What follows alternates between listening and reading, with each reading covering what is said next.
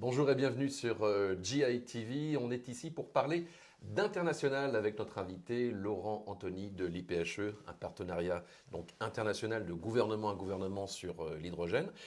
On avait déjà parlé de la Chine dans notre série. On va s'intéresser au Japon et à la Corée. Alors le Japon parce que ça a été l'un des pionniers en Asie, et puis la Corée parce que c'est clairement un challenger. Alors effectivement, l'Asie est très active dans le domaine de l'hydrogène. Il faut quand même retenir que le Japon a été le premier à publier une stratégie nationale hydrogène en 2017. Alors on dit 2017, c'est le premier, mais on voit que finalement c'est pas si loin que ça. Et donc on peut comprendre que l'avancement des technologies ne soit pas aussi avancé et mature que ne sont les autres technologies. Je pense qu'il est utile de le rappeler.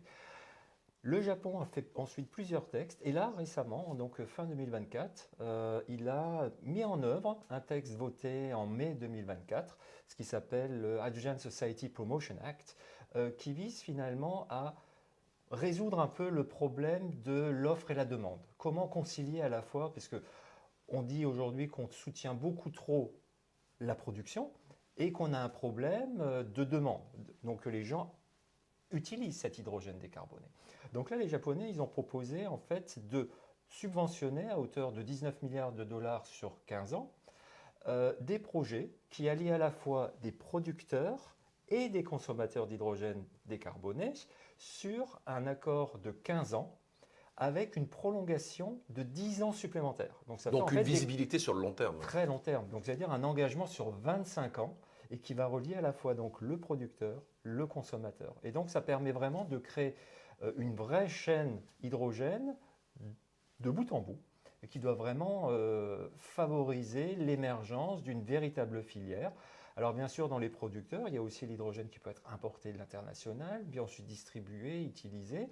Donc ça met en œuvre non seulement des producteurs au Japon, mais aussi des contrats à long terme à l'étranger, sachant que le transport hydrogène fait partie aussi des développements industriels japonais, avec notamment Kawasaki Heavy Industries. Et oui, c'est son hydrogénier, le Suizo Frontier. Et puis, le Japon, c'est aussi Toyota, bien sûr, un constructeur qui croit depuis toujours Alors à effectivement, l'hydrogène. puisqu'en fait le Japon, sachant que c'est pour l'hydrogène et l'ammoniac, et le Japon, dès en fait sa stratégie 2017, avait en tête de dire je veux utiliser l'hydrogène comme moyen d'une part de me désensibiliser de ma dépendance énergétique à plus de 90-95% d'importation et donc avoir des ressources en énergie un peu moins sensibles que uniquement le Moyen-Orient.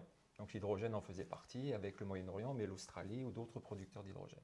Mais avec cette vision de dire on va aussi soutenir notre industrie locale, le maritime pour le transport d'hydrogène, l'automobile qui est un grand secteur, Toyota, mais Honda se remet aussi à la pile à combustible, et aussi le secteur de l'énergie.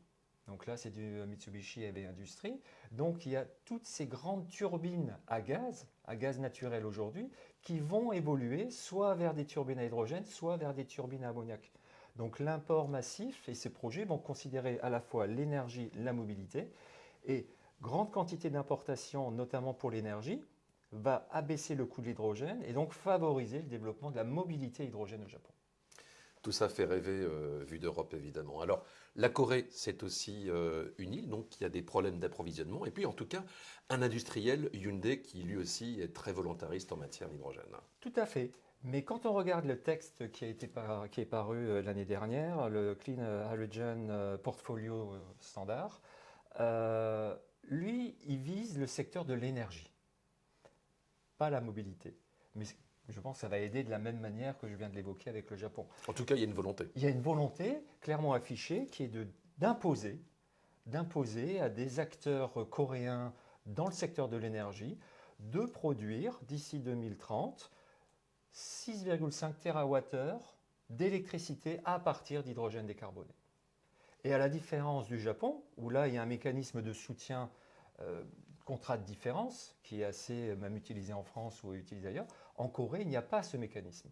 C'est l'État qui l'impose à l'industriel et qui très certainement va le répercuter une partie du surcoût à l'utilisateur, mais c'est une volonté politique clairement affichée de dire voilà une certaine quantité d'hydrogène à l'horizon 2030, 6,5 TWh et certainement on va passer à 9,5 TWh quelques années après, sera produit dans des turbines à partir d'hydrogène décarboné. Donc là, on voit qu'il y a une véritable volonté politique pour soutenir l'hydrogène décarboné, sachant que la mobilité est déjà soutenue à la fois par une augmentation des subventions pour les cars à hydrogène, Plutôt généreuse d'ailleurs. plutôt généreuse, qui vient d'augmenter de l'ordre de 50%, le soutien au prix de l'hydrogène à la pompe, aussi bien inférieur au prix d'Eurobion.